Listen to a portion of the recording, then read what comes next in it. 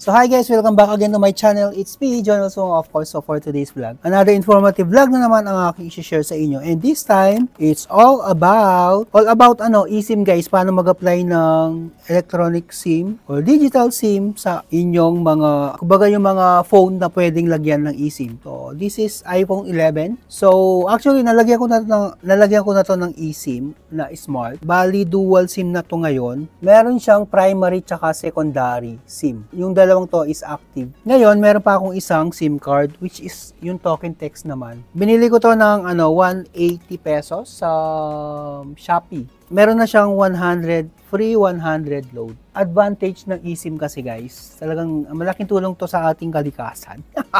Kasi, wala na siyang physical SIM. So, hindi na tayo mahirapan mag-tapon ng mga SIM card, physical SIM card kasi nga, lalo na plastic to, no?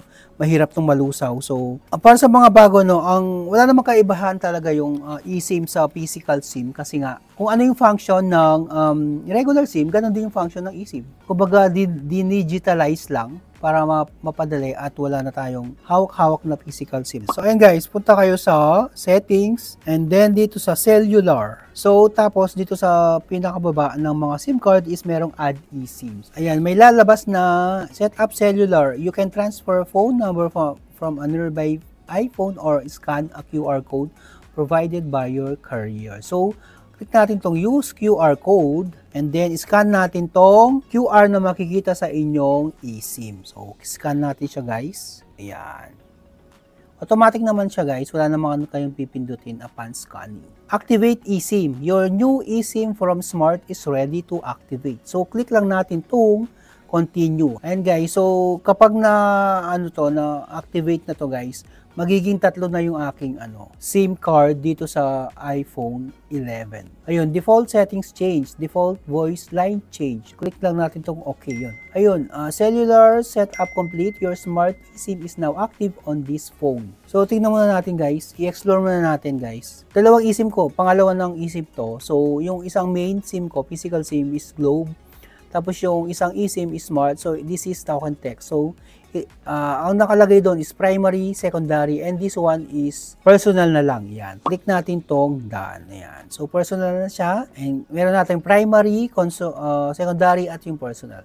So, click lang natin tong continue. Yan. Choose your default line. So, since yung primary yung lagi kong ginagamit, so, click lang natin tong primary and then click continue. iMessage and FaceTime, so primary. Cellular data is primary. Tatlo na yung nakalagay na SIMs. Yung primary, yung secondary, tsaka yung personal. So, meron pa siya nakalagay na add eSIM. So, pwede ka pang mag-avail ng more than 3 SIM cards. So, ayan guys, check muna natin. Ayan, may nag-message na sa TNT. Welcome, katropa. So, ibig sabihin active na yung aking SIM card. So, ayan guys, bago nyo gamitin, make sure na registered nyo muna ang inyong SIM card. So, kapag na-activate na kasi yung SIM card nyo sa eSIM, may magsasend yung network, bawa kanina token text, ng link. I-click nyo lang yung link na yon, ay re-redirect na kayo sa SIM card registration. So, sa SIM card registration, kailangan meron kayong valid ID at yung facial verification. Yun lang yung process. Ayan guys, congratulations! You have successfully registered your SIM. You will receive a welcome SMS once your SIM is fully activated. SIM activation is within 24 hours. Please skip the SIM registration application number. Congratulations daw. Na-register na siya. Make sure guys na bago nyo gamitin is register na siya. Okay? Nag-text na sila confirming na register na yung aking SIM card. Ayun na muna siguro guys yung vlog ko. Pinakita ko lang sa inyo kung paano mag-register ng eSIM sa mga nalilito pa at first time gagamit ng eSIM. Kapag na-activate nyo na itong eSIM guys, kapag tatawag kayo, pwede kayong mamili kung alin sa tatlong SIM card ang pwede nyong gamitin sa pag-call at sa inyong pag-internet. So, ayun guys. So, ang magagamit nyo lang na pwedeng active na magkasabay is dalawa. So, pwede kayong mamili dun sa isa kung alin yung gagamitin nyo. So, yun na guys. Ayun na muna vlog ko for today. If nagustuhan nyo, don't forget to LSS. Inaantok na ako. Sorry po ha. Medyo wala na ako sa sarili. Don't forget to LSS, like, share, and subscribe. So, thank you very much guys for watching. And hope to see you again sa aking next video. Ito pa rin si Jonel.